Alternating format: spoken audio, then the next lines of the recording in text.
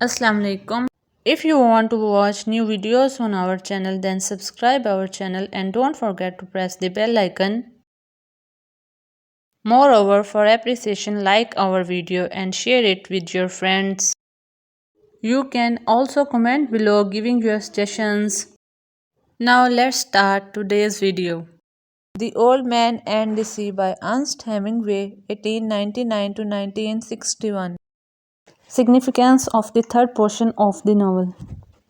1.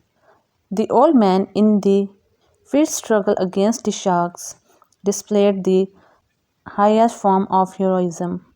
He did not become hopeless in his outward defeat in this battle.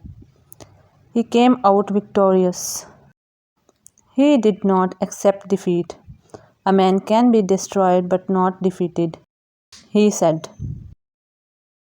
2. The old man had feelings of great regret at killing the marlin when a shark attacked him. He felt as if he himself had been attacked.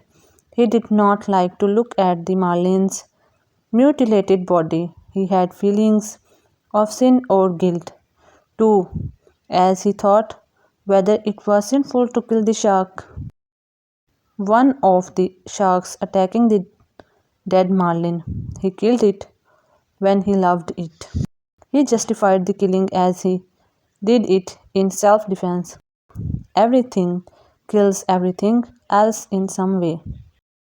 3. Santiago's personality and character further came out through his internal monologue and reactions.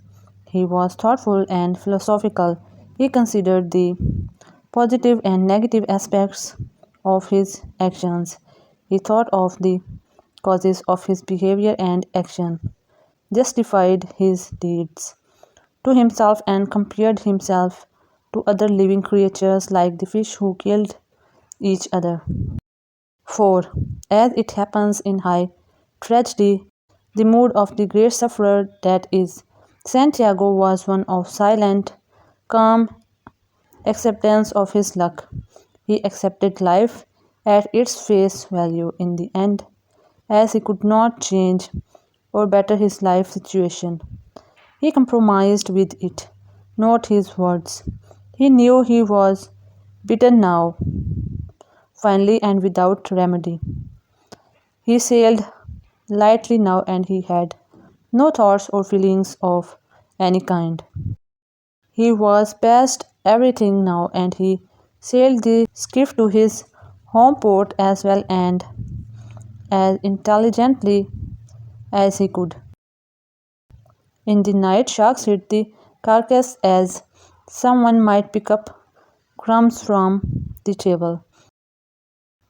The old man paid no attention to anything except steering. The wind is our friend. Anyway, he thought, and the great sea with our friends and our enemies. It is easy when you are bitten, he thought. I never knew how easy it was. In addition, what beat you? He thought.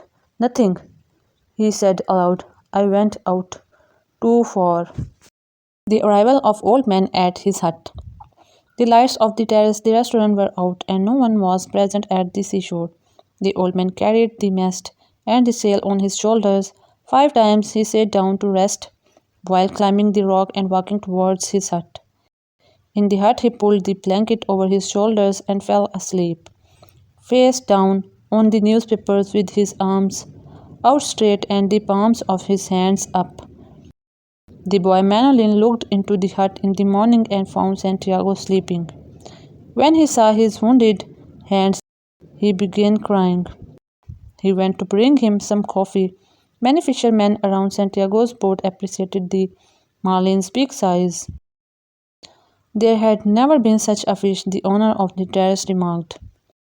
The boy brought coffee from the owner of the terrace. The old man said that the fish had bitten him. The boy remarked happily that the marlin could not beat him. He said that the coast guards and aeroplanes had been searching for him. The old man said he had to speak to himself all along, missing the boy very much. The boy encouraged him and said that they would fish together because he had still much to learn from him. The old man advised him about getting proper fishing equipments, lens, blade, etc. The boy asked him to get his hands and chest well. Then he asked him how much he had suffered. The old man replied that he had suffered a lot. The boy said that he would bring medicine for his hands. Then he went out crying. The tourist and the marlin.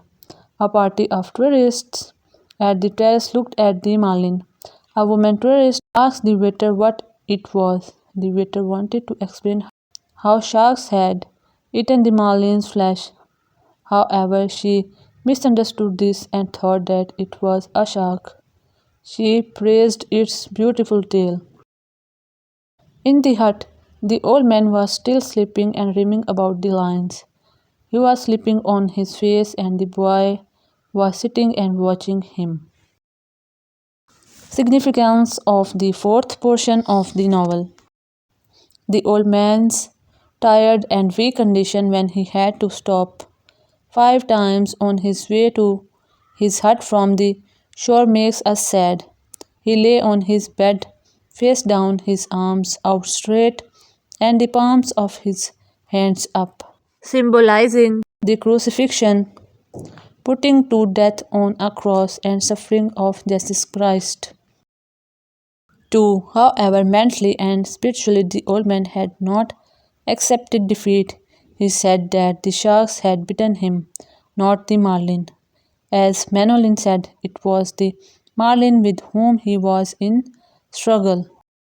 The sharks were in the thousands or millions, and any greatest naval fighter or fisherman would have been bitten by them. Even while sleeping, the old man was dreaming of lions, the active, youthful life of adventure, which showed his latest attitude of struggle, effort, and the determination never to yield. His agreement with Manolin to go out fishing with proper gear showed his readiness to have more adventures on the high sea. Old age hath its own adventures, slow and constant, long and silent. The attitude of different categories of people toward the old man became clear. Manolin wept to see him lying in tiredness and sleep helplessly face down. However, he was appreciative of the old man's adventures on the sea and praised him. Other fishermen appreciated the skeleton of the big fish, and the owner of the terrace said that never had much a large fish been seen as hooked by the old man. The tourists were filled with wonder and surprise to see such a huge skeleton of a fish. 4. Though the novel ends in favor of the old man's bravery and struggle, it brings out the pathos of the old man's situation and that of all human beings. Man is helpless before the hidden and open forces of nature, which in their completeness cannot be overpowered by him. Man's power is limited by age, his physical and mental condition, outside surroundings, and his possessions.